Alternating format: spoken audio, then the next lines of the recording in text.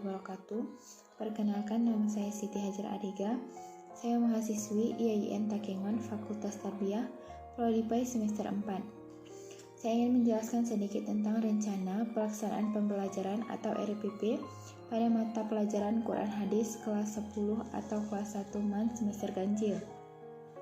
Dengan materi pembelajaran yaitu tentang pengertian Al-Quran. Pengertian Al-Quran menurut bahasa ialah bacaan atau yang dibaca. Kemudian pengertian Al-Quran secara istilah yaitu wahyu Allah Subhanahu wa Ta'ala yang diturunkan kepada Nabi Muhammad SAW melalui malaikat Jibril sebagai petunjuk untuk menjadi pegangan bagi manusia yang ingin mencapai kebahagiaan di dunia dan di akhirat. Selanjutnya pengertian Al-Quran menurut para ulama. Yang pertama menurut Syekh Muhammad Al-Qurayari,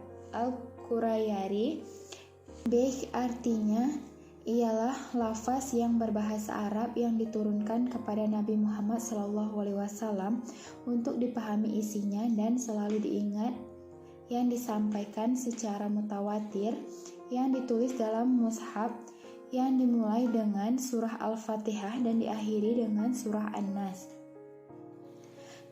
Kemudian menurut Syekh Muhammad Abdul, yaitu bacaan yang dituliskan dalam mushaf-mushaf yang dipelihara di dalam dada orang yang menjaganya dengan menghafalkannya, yakni orang-orang yang Islam. Kemudian menurut Subhi Al-Quran adalah kitab Allah yang mengandung mukjizat yang diturunkan kepada Nabi Muhammad SAW yang dituliskan dalam mushaf-mushaf yang disampaikan secara mutawatir dan bernilai ibadah bagi yang membacanya. Materi selanjutnya ialah nama-nama Al-Quran. Yang pertama Al-Quran. Al-Quran artinya bacaan atau yang dibaca. Yang kedua Alkitab. Alkitab artinya kitab suci Allah. Yang ketiga Al-Furqan, artinya pembeda. Kemudian yang keempat Al-Zikri, artinya pemberi peringatan. Yang kelima Al-Tanzil, artinya yang diturunkan. Materi selanjutnya yaitu tentang keautentikan Al-Quran. Yang dimaksud dengan keautentikan Al-Quran ialah ayat suci yang terdapat pada Al-Quran yang bersifat sangat mutlak karena langsung dari Allah Subhanahu wa Ta'ala.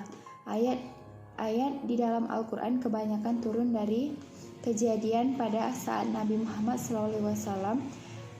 Bukti-bukti keautentikan Al-Quran salah satunya ialah bacaan Al-Quran selalu dicantumkan. Hal ini dimaksudkan untuk menjaga keautentikan Al-Quran asli dari Allah, bukan buatan Rasulullah. Hal ini dimuat dalam Al-Quran surah Yunus ayat ke-37. Selanjutnya yaitu tentang kedudukan Al-Quran. Kedudukan Al-Quran merupakan sumber hukum yang utama dan pertama dalam Islam, sedangkan fungsi Al-Quran sebagai sumber pokok ajaran Islam dan sebagai peringatan dan pelajaran bagi manusia. Kemudian akidah adalah keyakinan atau kepercayaan. Ibadah dan muamalah artinya pengabdian atau menyembah. Akhlak yang berarti tingkah laku atau budi pekerti. Kemudian materi selanjutnya yaitu tentang hadis, sunnah, dan khabar. Hadis artinya al-jadid atau baru yang disandarkan kepada Nabi Muhammad SAW dan dispesifikasikan yaitu fi'liyah, qauliyah, dan takriyah. Yang kedua sunnah dalam arti bahasa yaitu jalan, disandarkan kepada Nabi Muhammad SAW dan dispesifikasikan yaitu fi'liyah. Kemudian yang terakhir ada khabar, menurut bahasa yang berarti berita, yang disandarkan kepada Nabi, sahabat, dan tabi'in, yang dispesifikasikan yaitu fi'liyah dan qauliyah. Mungkin hanya ini yang dapat saya sampaikan, lebih dan kurangnya saya mohon maaf. Wabillahi